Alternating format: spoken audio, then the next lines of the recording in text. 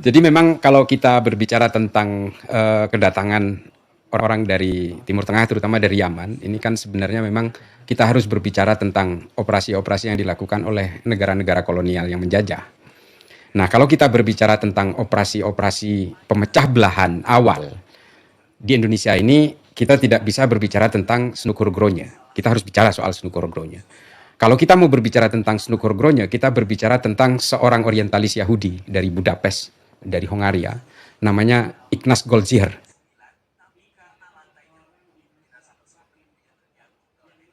Ini nama aslinya sebenarnya Yitzhak Yehuda, nama aslinya. Snoukhurgronya itu? Gurunya. Oh, gurunya. Guru, teman sebenarnya, tapi rujukan-rujukan buku dari Snoukhurgronya ini banyak dipengaruhi oleh pemikiran dari Ignaz Goldziher ini, karena dia orientalis, salah seorang peneliti yang datang ke Mesir dan nyamar menjadi orang Islam, yang akhirnya dia tujuannya hanya ingin mencari kelemahan Islam ketika itu, dan dikerahkan juga oleh negara-negara kolonial. Kesimpulan besarnya adalah bahwa Islam ini sebenarnya lebih doktrinal terhadap pemikiran-pemikiran ortodoks. Terus Gus, Ya. Saya pernah dengar dari kecil dulu, Snoukhurgronya ini katanya pergi ke Mekah, belajar Islam, masuk Islam. Memang tujuan untuk menghancurkan Islam. Apakah benar beliau pernah belajar Islam di Mekah?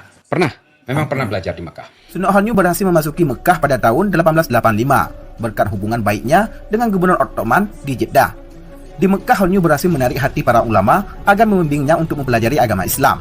Semasa tinggal di Arab Saudi ini, Holnyu menikah dengan perempuan asal Jeddah. Saya urutin dulu dari awal.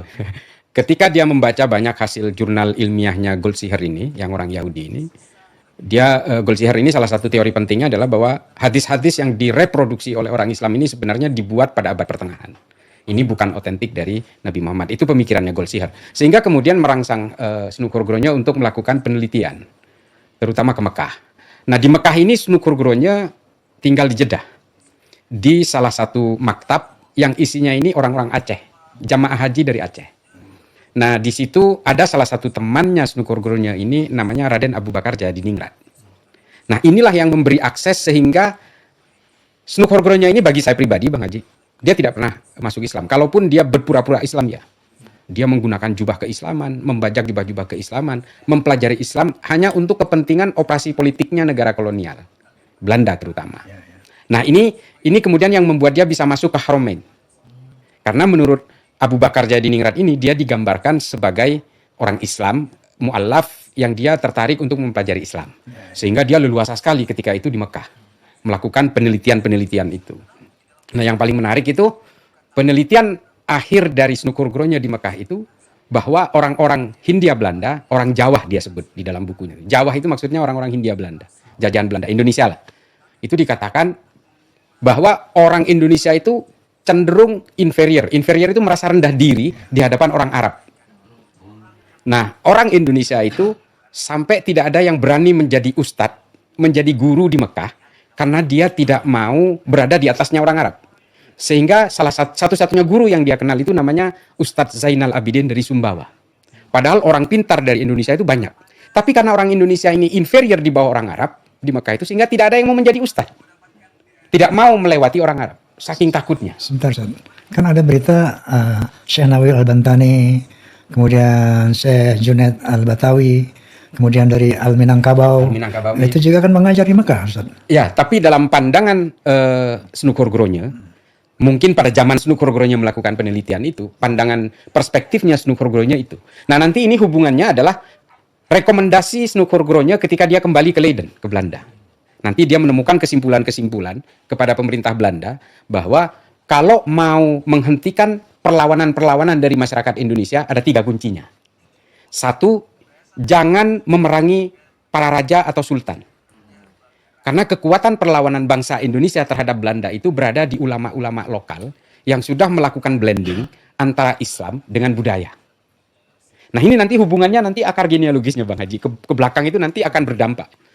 Yang kedua adalah karena orang Indonesia ini terlalu inferior, rendah diri di hadapan orang Arab, maka pemerintah kolonial Belanda harus membuat patron-patron utama di Indonesia itu. Patron itu adalah tokoh-tokoh baru yang berasal dari orang Arab. Nah, itu kemudian nanti dilaksanakan oleh kolonial Belanda. Nah, kemudian yang ketiga, perlawanan-perlawanan dari masyarakat Indonesia terhadap Belanda itu dipengaruhi oleh kontribusi budaya-budaya lokal. Nah ini nanti ketika dia selesai di Mekah, Snuk Horgronya ini sempat datang ke Indonesia dan nanti dia berkeliling Jawa Barat dan Jawa Tengah sampai ke Purbalingga, Cianjur, Garut dan seterusnya. Bahkan sempat nikah di Garut. Snuk Horgronya. Snuk Horgronya menikah dengan anaknya seorang kiai di sana dan kiai ini memaksa anaknya untuk menikah dengan Snuk Horgronya karena di matanya kiai lokal ini Snuk Horgronya ini adalah seorang mualaf yang ahli dalam Islam. Agama, ya. Ya, dan bahkan digambarkan dia ini hafal seluruh hadis yang otoritatif waktu itu ya. Nah, ketika dia sudah berkeliling inilah dia kembali ke Leiden. Semua dia berikan hasil penelitiannya itu yang nanti akan mempengaruhi kebijakan-kebijakan pemerintah kolonial Belanda. Nah, setelah dia di Leiden, dia kembali ke Indonesia dan ditempatkan di Aceh. Mengapa di Aceh? Karena Aceh ini satu-satunya wilayah di Hindia Belanda yang susah ditaklukkan. Ya. Dan Aceh masih menjadi wilayah protektoratnya Kekaisaran Utsmani ketika itu. Rekomendasi yang lain akhirnya dari Snuk Horgronya, orang-orang yang berangkat haji harus dibatasi.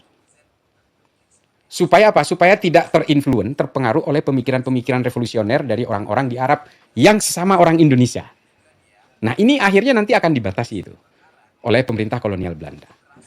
Nah, ini yang akhirnya 3 poin penting yang disampaikan di Leiden itu, Bang Haji, yang dilaksanakan oleh Belanda. Sehingga ketika itu Belanda mendatangkan banyak sekali, istilahnya melakukan eksportasi dari Timur Tengah, termasuk generasi-generasi pertama dan kedua di daerah Gujarat dan Goa, untuk kemudian dikapalkan ke Indonesia. Tapi apakah semua orang Arab ini akan ditakuti? Nah, ini persoalannya. Sehingga mereka ini ketika dia mendarat di Indonesia, dia sudah langsung di-branding bahwa mereka ini adalah keturunan Rasulullah. Dan ini sejaman dengan, ini National Geographic pernah menulis ini. Kekaisaran Ottoman telah melakukan sertifikasi pada mereka yang mengklaim keturunan Nabi pada abad ke-16. Rupanya dari sertifikasi keturunan Nabi atau sayyidisasi di Kekaisaran Ottoman diduga ada banyak kecurangan. Praktik sayyidisasi semasa Kekaisaran Ottoman dilakukan untuk tujuan politik, karena gelar ini punya banyak keuntungan dalam tatanan sosial. Pendaftaran dilakukan di lembaga yang disebut Naqibul Ashraf. Dalam beberapa latar belakang sejarah, bagaimanapun keturunan Muhammad diasumsikan lebih penting sehingga banyak orang, rakyat jelata dan penguasa, sama-sama mengaku sebagai keturunan darinya. Nah, ini kemudian yang menjadi persoalan-persoalan baru, karena begini. Ini panjang sih, nggak apa-apa ya, saya bicara sendiri. Di sini 5 jam. Nah, persoalannya kemudian, kelompok-kelompok Arab dan keturunan Nabi ini kemudian menjadi kelas priayi baru di Indonesia. Keturunan Nabi pakai quote and quote. Quote and quote. Karena ya ini karena saya bukan ahli nasab, tapi saya menganggap bahwa ini adalah karena memang pemerintah kolonial Belanda melakukan eksportasi paksa ini bisa jadi memang bukan keturunan Nabi, bisa jadi memang ini yang dipaksa menjadi keturunan Nabi supaya pengaruhnya menjadi luar biasa. Nah, salah satunya kemudian patron yang diplot itu adalah Utsman bin Yahya yang dijadikan mufti Batavia itu, yang nantinya itu berhasil memadamkan ulama-ulama dan santri-santri ketika rakyat Banten melakukan perlawanan ke Belanda. Perang di Cilegon, namun Belanda begitu mudah meredamnya karena keturunan imigran Yaman Habib Utsman bin Yahya mengeluarkan fatwa bahwa haram hukumnya memberontak kepada pemerintah Hindia Belanda. Jadi konsep operasi intelijen dari Belanda melalui Snuk Horgronya ini adalah bahwa kita jangan kita melawan head to head dengan masyarakat Indonesia, tentara Belanda ini, tapi harus dipecah dulu patron kliennya. Ini operasi intelijen seperti itu. Dipecah dulu, ulama dipecah dengan santrinya, santri dengan santri dipecah, ulama yang satu dan ulama yang lain harus dipecah. Siapa yang bisa melakukan ini? Kalau Belanda nggak mungkin. Maka dibuatlah sosok-sosok sentral yang mengatasnamakan agama ini, dan mobil khusus keturunan Arab yang memang orang Indonesia asli, inferior. Nah, persoalannya kemudian ketika bersentuhan dengan urusan budaya. Wali Songo menyebarkan Islam sudah terbukti efektif menggunakan budaya-budaya lokal, lewat gamelan dan sebagainya. Sebentar, interupsi lagi. Ya. Antum tadi menyebut Wali Songo. Ya. Antara eksistensi Wali Songo dengan kedatangan imigran Yaman ini, mana yang lebih dulu? Lebih dulu Wali Songo. Oke. Karena ternyata begini, Bang Haji, Wali Songo berhasil membuat akulturasi, perpaduan antara Islam dan budaya lokal. Ini efektif. Yang akhirnya menjadi platform perjuangan bangsa Indonesia melawan penjajahan Belanda. Yang kedua, pertanyaan kedua. Ya. Apakah Wali Songo termasuk imigran Yaman yang dibawa oleh Belanda ke Indonesia? Kalau dari catatan sejarah sih bukan. Dia dari Asia Tengah. Terutama dari Asia Tenggara, terutama dari Campa, dan ini jalurnya ke Asia Tengah, dan ini adalah bagian dari korban-korban persekusi pada zaman Perang Zab antara kelompok Bani Umayyah dan Bani Hashim. Banyak sekali yang kemudian kabur ke Asia Tengah, ke Nagorno-Karabakh dan pegunungan Kaukasus Utara. Nah ini nanti yang hadir, yang akhirnya ke Kamboja menyebarkan Islam sampai ke Indonesia itu kelompok ini. Samarkand itu? Ya, sama. Bukhara segala macam itu. Nah ini alirannya dari sana. Baik. Artinya mereka ini memang korban persekusi di Arab yang kemudian sampai ke kita, bukan dikerahkan oleh kekuatan-kekuatan politik kolonial. Memang secara state of nature, jadi betul-betul secara alami memang datang melakukan migrasi-migrasi. Karena di Arab sendiri dipersekusi ketika perebutan kekuasaan antara Bani Hashim dengan kelompoknya Muawiyah dalam perang Zab itu. Kan akhirnya dipersekusi itu. Nah ini kemudian yang menjadi catatan tersendiri. Saya lanjut ke Wali Songo tadi. Belanda berdasarkan rekomendasi dari seorang political advisor yang bernama Snoek Horgronya menganggap bahwa kekuatan budaya-budaya lokal dengan ulama-ulama lokal yang mengatasnamakan yang berislam ini kemudian menjadi persoalan bagi Belanda, sehingga dipaksakanlah kooptasi budaya itu. Nah, ini munculnya budaya-budaya Arab di tengah masyarakat pedalaman Islam ketika itu, menggeser gamelan dan seterusnya dan seterusnya. Bahkan kalau saya sendiri, pengalaman saya sendiri di Madura, itu ada nama kesenian budaya lokal itu namanya sandur. Sandur itu sejenis gamelan di Jawa. Oke. Sejak kecil saya sudah tertanam di sini bahwa sandur ini maksiat. Tapi kalau rebana enggak, kurang lebih gitulah. Nah, ini upaya kooptasi budaya lokal ini yang kemudian membuat patron klien baru di Indonesia, supaya tujuannya apa? Supaya orang-orang lokal dan ulama-ulama lokal itu mudah dikendalikan lewat jalur budaya, dan kemudian pergerakan mereka bisa dipatahkan ketika melakukan perlawanan ke Belanda. Nah, ini semua adalah operasi-operasi yang dirancang oleh Snoek Horgronya tadi sebenarnya. Nah, ini yang kemudian mempengaruhi cara berislam kita hari ini. Mohon izin Bang Haji, sebenarnya yang dikatakan Habib, ya, dikatakan, kan itu hanya di Indonesia sebenarnya yang betul-betul dikultuskan secara luar biasa. Saya terus terang begini, saya ngaji kitab Irsyadul Ibad, Zainuddin Al-Malibari itu kepada seorang Habib. Beliau ini, guru saya ini secara akhlak bagus, secara keilmuan luar biasa, maka saya betul-betul hormat. Bukan karena Habibnya, tapi karena keilmuan dan akhlaknya. Beliau betul-betul ahli ibadah. Saya tahu Siapa beliau? Habib Ali Al-Kaf. Habib Ali Al-Kaf. Saya sangat respect. Tapi dalam konteks ketika kita hubungkan antara moral dan pengakuan keturunan ini, ya saya sering ngomong di beberapa channel ya, di beberapa YouTube dan bahkan di banyak kesempatan. Meskipun ngaku Habib, kalau bajingan, tampar aja saya bilang. Tempeleng aja. Artinya moral menjadi bagian penting. Bukan kepret, bukan.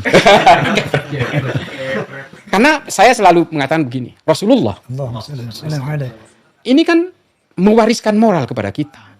Kalau Rasulullah itu betul-betul ingin mewariskan keturunannya, sampai beliau wafat pun seharusnya menunjuk Sayyidina Ali sebagai penggantinya. Tidak. Sayyidina Ali jelas-jelas sepupu dan menantunya. Pintar pula babul ilmi. Tapi Rasulullah tidak mewariskan itu semua sampai beliau wafat, tidak menunjuk penggantinya. Artinya apa? Rasulullah ingin betul-betul mewariskan akhlak yang baik kepada umatnya. Bukan soal keturunan, bukan soal genetik, ini persoalan moral saja. Right man on the right place. Exactly.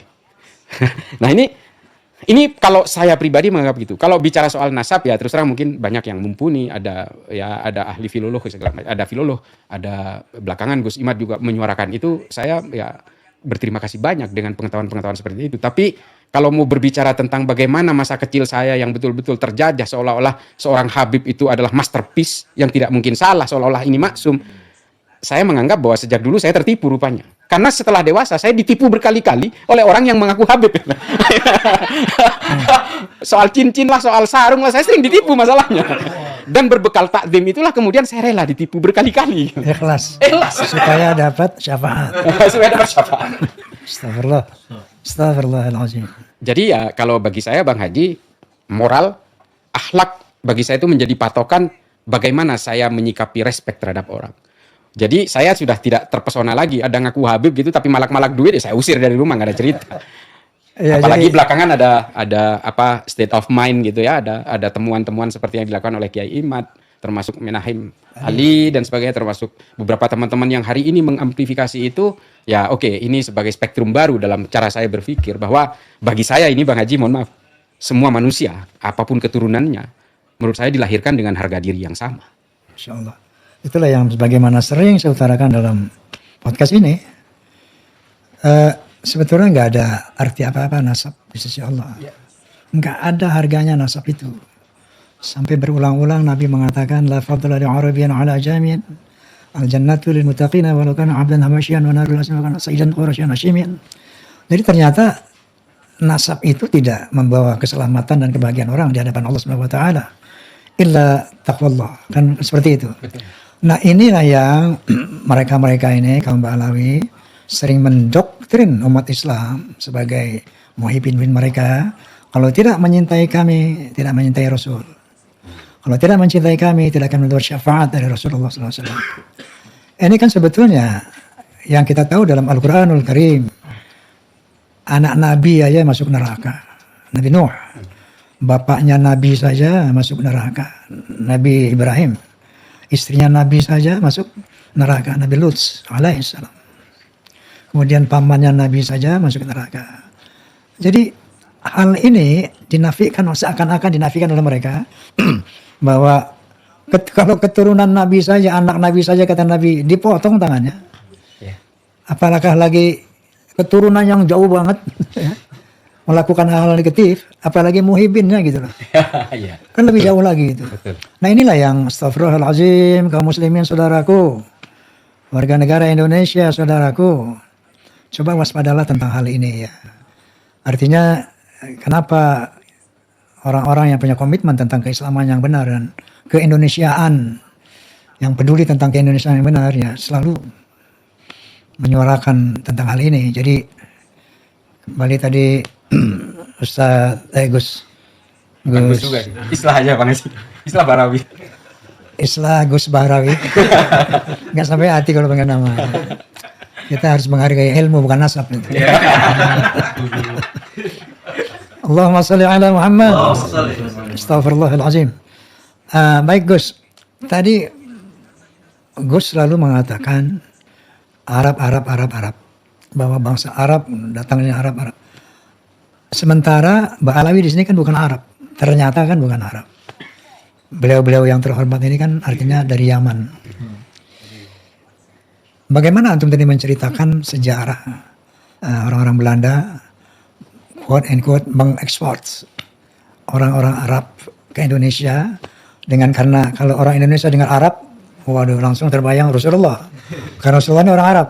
Ini orang Arab. Kalau sekarang mungkin kita nggak aneh ya dengar orang Arab. Tapi dulu mungkin begitu ada orang Arab, lalu identik dengan Nabi Muhammad SAW karena beliau orang Arab, kan? Langsung, apalagi dia bilang saya turunan Nabi, langsung takluk itu, langsung tunduk habis itu. Nah, bagaimana antum bisa menjelaskan bahwa yang didatangkan itu bukan orang Arab tetapi orang Yaman?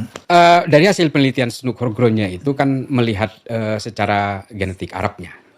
Artinya zaman itu kan kita belum ada DNA yang bisa merunut secara rinci genealogi seseorang gitu. Tapi yang jelas originnya kan dari Timur Tengah. Timur Tengah itu Arab ya pokoknya. Arab pokoknya. Dan inferior itu memang ditujukan kepada origin Arab.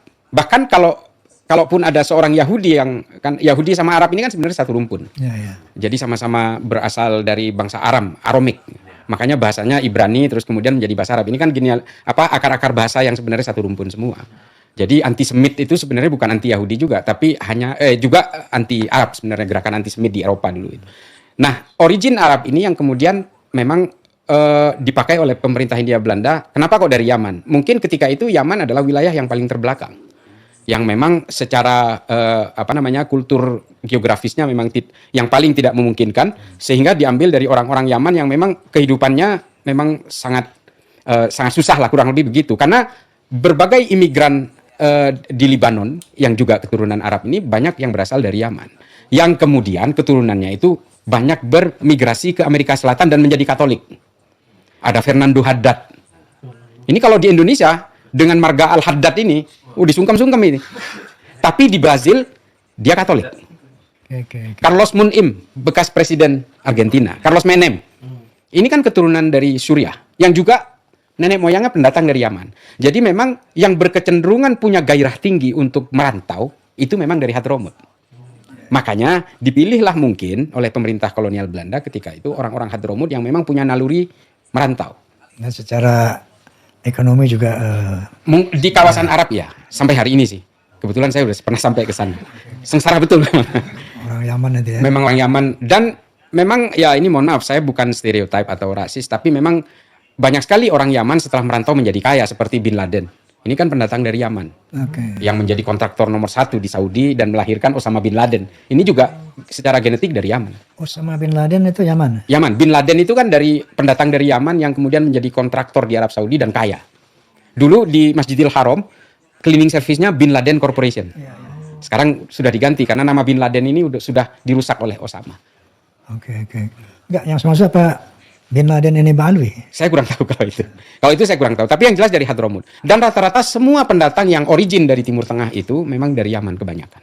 Termasuk di Libanon sendiri itu kebanyakan dari Yaman. Dari Yaman. Iya. Baik, Ustadz.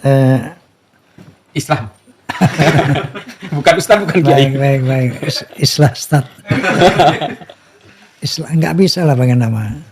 Antum itu berilmu. Orang berilmu itu harus dimuliakan. Yarfa'illahu alladhina amanu minkum walladhina utul ilma darajat. Yang harus dimuliakan itu orang beriman dan berilmu. Ustaz. Maksa. Tadi mengenai kesejarahan bagaimana peran Belanda dalam ini Snoek Horgronya mengirim orang-orang Yaman. Kemudian kita kenal dalam sejarah namanya Utsman bin Yahya sebagai mufti Betawi yang diangkat oleh Belanda, Snoek Horgronya.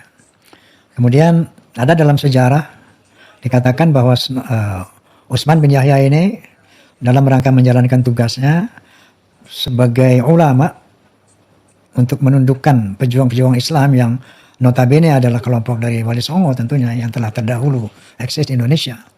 Yaitu dengan memberi fatwa haram terhadap perlawanan terhadap pemerintah yang sah. Sejauh mana antum mengetahui tentang sejarah ini bahwa beliau mengharamkan perjuangan perlawanan terhadap pemerintah Belanda, pemerintah yang sah? Betul, memang ketika itu begini tuduhannya.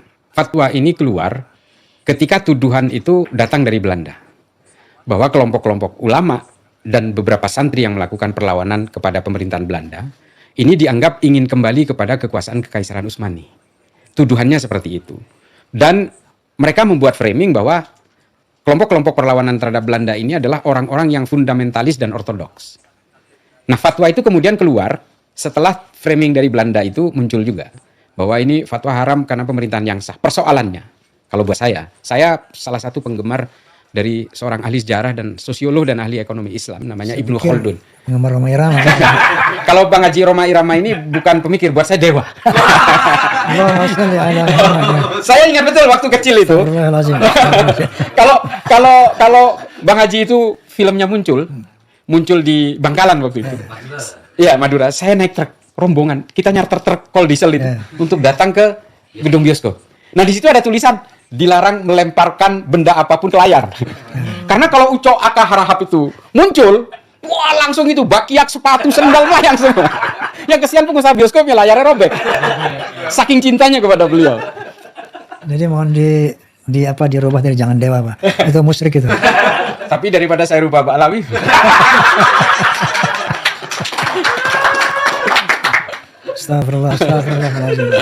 Astagfirullahaladzim. Tapi enggak sih, dewa itu bukan Allah. Dewa itu seseorang yang diagungkan. Seperti cerita sedikit. Ya. Waktu saya mau ke India, mau berduet sama Lata Mangeshkar, itu kan saya di screening dulu tuh. Apa potensi Anda, apa kapasitas Anda mau duet sama Legend of India, ya? Maka dikasihlah CV Roma itu. Filmnya ada 30, ini lagunya ada sekian ratus, baru oke, duet sama Lata gitu kan. Nah, sampai sana saya orang India itu begini misalnya, Romaji, gitu. Saya tanya sama mereka itu, maksudnya apa Romaji? Anda dianggap dewa di sini. Gitu. Dewa di sini bukan Tuhan artinya, orang yang sangat dihormati gitu. Jadi beliau tadi bilang Roma dewa masih dihormati, jangan salah. Nemu sering dan nih, bukan. Jadi begitu Romaji, dewa katanya, kamu itu dianggap dewa di sini, ada orang yang dihormati. Tiba-tiba, sorry orang India, minta maaf ya. Saya begitu dihormatinya, tiba-tiba saya lagi keluar dari ruang dubbing, melangkahi sitar. Sitar itu gitar India itu yang melangkah itu dimaki langsung, damn you. Dewanya hilang. Masya Allah, itu India luar biasa. Dewa-dewa banyak sih. Nah seperti Ahmad Dhani kan dewa. Ada dewa bujana. Ada dewa bujana. Jadi bukan apa-apa kalau dia bilang Roma bahasa dewa itu bukan apa-apa. Lo jangan langsung musyrik. Allahumma sholli ala Muhammad. Emang bincang asik ini. Mau di dulu. Iya. Oke. Bismillahirrahmanirrahim. Baik Ji. Romaji. Sampai mana? Ibnu Khaldun. Ibnu Khaldun. Saya pengagum Ibnu Khaldun. Makanya saya sering membahas soal fatwa ini. Fatwa yang dari Utsman bin Yahya dulu ketika ingin mematahkan perlawanan dari ulama-ulama lokal dan juga para santri ketika itu. Kalau kata Ibnu Khaldun, pemerintahan yang tidak boleh dilawan itu apabila pemerintahan itu sudah disepakati secara bersama-sama. Jadi kalau sistem demokratis misalnya dia sudah dipilih, ditetapkan oleh negara bahwa dia itu adalah presiden, maka kita tidak boleh melakukan perlawanan. Maka yang melawan akan menjadi bugot. Tapi kalau Belanda kan tidak disepakati oleh masyarakat Indonesia secara umum. Nah makanya fatwa ini menjadi cacat. Menurut saya kalau dilihat dari kacamata hari ini. Tapi ya inilah teknik Belanda, strategi Belanda untuk mematahkan perlawanan itu dengan menggunakan agama. Karena Belanda sudah mencapai tingkat level putus asa selama ratusan tahun, tidak pernah bisa menaklukkan perlawanan-perlawanan dari kelompok ini, karena memang akar dari perlawanan ini adalah kekuatan ulama-ulama itu. Dan itu ditemukan oleh Snoek Oorgroenje dan diberikan rekomendasi itu. Jangan perangi kelompok-kelompok seperti Sultan, kata Snoek Oorgroenje kepada pemerintah Belanda, tapi kalau mau diperangi, itu adalah ulama-ulama lokal beserta seluruh murid-muridnya ini. Tapi jangan melakukan operasi pemecah belahan itu lewat orang Belanda juga. Harus menggunakan orang Islam juga. Dan orang Islam di Indonesia itu sangat tunduk dan rendah diri di hadapan orang Arab. Ini motivasi yang kemudian terjadi massive deployment itu. Pengerahan besar-besaran dari kelompok Arab yang kemudian didaulat sebagai keturunan Rasulullah. Wah, makin takutnya makin kuadrat, makin berlipat kan jadinya. Nah ini teknik Belanda ketika itu memang Bang Haji. Ya, saya tidak tahu kalau generasi ketiga, keempat, kelima hari ini tahu tentang sejarah ini. Tapi kalau kita mau berbicara tentang pergerakan diaspora orang-orang Arab ketika itu, apakah orang Arab sebelum itu sudah ada di Indonesia? Ada, sudah ada sebelumnya. Artinya bukan orang Arab ini didatangkan oleh Belanda semua, tapi diakselerasi lebih cepat dan lebih masif oleh Belanda. Iya, sebelumnya perantau-perantau dari Arab sudah ada yang datang ke sini sebagai pedagang. Bukan Yaman, Arab. Arab. Kebanyakan itu datangnya dari Arab. Kalau dari akar genealogis yang ditemukan oleh Ignaz Goldziher, memang orang Arab terutama di pesisir timur tengah sampai ke Persia itu memang rata-rata merantau karena memang tidak bisa bernafkah di sana. Artinya Irak, Yaman, Oman dan seterusnya. Orang-orang Arab ini kan menjadi kaya setelah menemukan minyak, Bang Haji, di dekade tahun 60-an. Sebelumnya kan mereka ini adalah enklav kesukuan yang egosentris, ego sektoralnya tinggi. Makanya budaya patriarkal, patriarki itu menjadi kuat di Arab karena orang Arab itu menguasai lembah-lembah subur dan mata air yang kemudian diturunkan kepada anak-anaknya. Nah, ini yang kemudian tidak bisa ditemukan di Indonesia. Nah, Indonesia berusaha dikooptasi pemikiran kita yang Islam tropis ini untuk kemudian berusaha diarabisasi itu oleh pemerintah kolonial Belanda, termasuk budaya-budaya yang dibajak, gamelan yang dianggap sebagai maksiat, termasuk gitar dan sebagainya ini. Kembali lagi gitar. Sebenarnya gerakan-gerakan mengharamkan wayang dan sebagainya, ini sudah dilakukan oleh pemerintah kolonial Belanda pada zamannya. Ketika itu, untuk mematahkan akulturasi budaya Islam dan budaya lokal ini. Cuma hari ini, bedanya platformnya sudah berubah menjadi Wahabi. Bukan lagi gerakan-gerakan dari kolonial. Ini sebentar, Ustaz. Islam. Islam. Karena dipaksa, Islam. Baik, Romaji.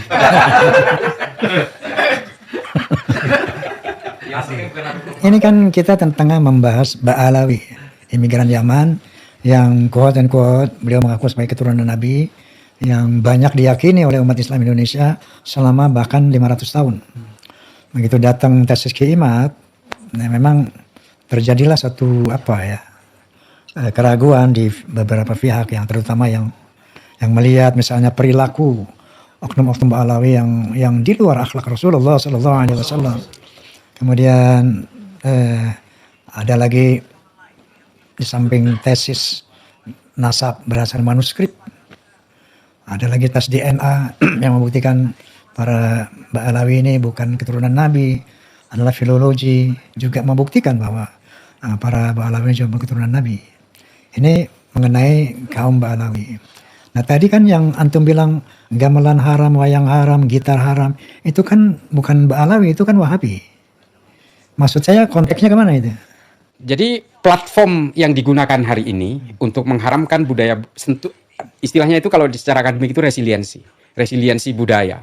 Itu yang berusaha dipatahkan itu memang hari ini platformnya orang-orang Wahabi. Tapi metode ini pernah dipakai juga oleh orang Belanda supaya mitos budaya orang lokal itu menjauh dari kebudayaannya sendiri. Enggak, yang saya maksud bahwa Wahabi sama Ba'alawi kan beda ini. Iya, beda. Tidak sama kan? Tidak sama. Walaupun misalnya sama-sama orang Yaman, wallahu alam. Barangkali Wahabi dari Arab, wallahu alam. Tetapi mereka punya misi kan berbeda nih. Kalau Wahabi misinya tidak mengakui beliau sebagai turunan Nabi, tapi membid'ah-bid'ahkan, mengkafir-kafirkan. Ini ciri khas saudara kita Wahabi ini. Nah, tapi kalau Ba'alawi ada klaim bahwa mereka adalah turunan Nabi dan memalsukan kuburan-kuburan palsu, memalsukan sejarah. Ini artinya ada tujuan untuk quote and quote lah menghegemoni, menjajah Indonesia. Ini saya lihat ada perbedaan ya antara gerakan Wahabi dan gerakan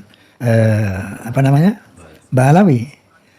Apakah ada satu benang merah antara Ba'alawi dan Wahabi? Ada. Agenda dan tujuannya pada eranya masing-masing. Kelompok-kelompok Ba'alawi pada saat itu memiliki agenda yang dibebankan oleh ranselnya pemerintah Belanda bahwa bangsa Indonesia harus dipecah belah. Wahabi hari ini ingin memecah belah bangsa juga untuk kepentingan supaya menghomogenkan orang Indonesia menjadi Wahabi semua dengan cara memecah belah itu. Sama tujuannya. Meskipun platformnya berbeda, makanya saya tadi Bang Haji saya katakan, kalau dulu kelompok-kelompok yang origin dari Timur Tengah yang dikerahkan oleh Belanda ini tujuannya untuk memecah belah perlawanan bangsa Indonesia terhadap penjajah, hari ini Wahabi juga punya keinginan yang sama untuk memecah belah bangsa Indonesia juga. Meskipun ajarannya berbeda, originnya juga berbeda. Tapi kan sama, dengan membid'ahkan orang-orang dan kemudian mengkafirkan, hakimiyah, takfiriyah, dan kemudian mendevaluasi nilai para ulama-ulama lokal ini kan sebenarnya mereka ingin memecah belah. Sama tujuannya. Sementara Ba'alawi menuduh gerakan pembatalan nasab ini adalah gerakan Wahabi. Seperti itu, seperti apa? Ya, saya malah melawan Wahabi. Meskipun saya terus terang soal nasab saya tidak menguasai, tapi saya adalah satu-satunya orang yang tidak mau kemudian menjadi taklid terhadap orang yang mengaku sebagai keturunan Rasulullah. Karena buat saya Rasulullah mewariskan kepada kita ini adalah rahmat dan akhlakul karimah.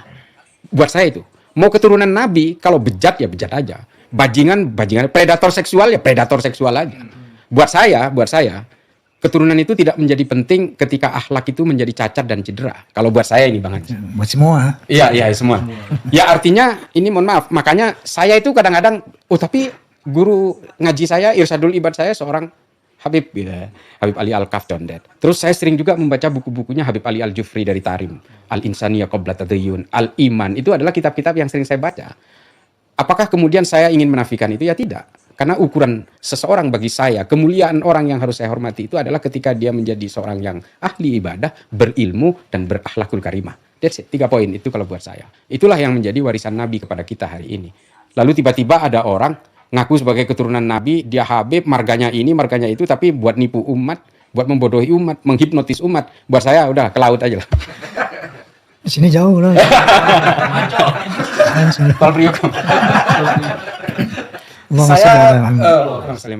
Kalau saya sesederhana itu melihatnya. Makanya saya dari awal ada kemudian temuan-temuan secara genetik dari Kiai Imad dan sebagainya. Ini menjadi spektrum yang memperkaya pemikiran kita bahwa sekali lagi seperti yang tadi Bang Haji sampaikan bahwa ukuran seseorang itu menjadi mulia adalah ketika dia bertakwa dan berakhlak yang bagus, bukan karena keturunannya. Baik pemirsa, bahwa dengan sangat jelas dan gamblang beliau tadi mengatakan walaupun dia turunan Nabi, kalau kelakuannya kayak begitu ke laut. Musibah celana renang. Yang beliau maksud bahwa Allah Subhanahu wa taala memuji Nabi Muhammad SAW, wa innaka la'ala khuluqin azim. Rasulullah itu memiliki akhlak yang agung. Bahwa dzurriyyah Rasulullah pastinya ada indikator akhlak itu pastinya kan ya. Ketika akhlak itu nggak ada, indikator ini nggak ada, maka orang meragukan apa iya ini keturunan Nabi. Makanya saya sependapat dengan Kiai Rahmat, Syarif Rahmat yang mengatakan saya nggak mau jauh-jauh ke nasab, nggak mau jauh-jauh ke DNA. Cukup aja satu kiasan. Kalau kambing mengembek, ayam berkokok. Kalau ada anak kambing yang menggonggong, ini bukan kambing ini. Kalau ada anak ayam yang mengembik, dia bukan anak ayam. Jadi bagaimana akhlak Rasulullah? Itulah seharusnya akhlak dzurriyyahnya. Masya Allah, tabarakallah. Baik, Islah.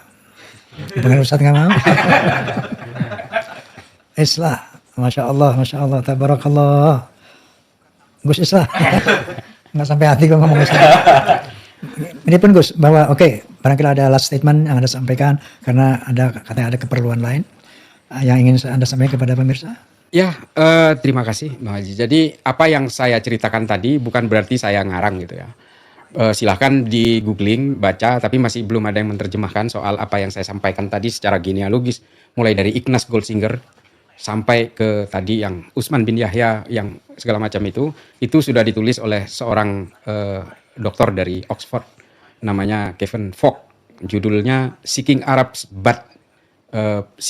but Looking Indonesian that is in this.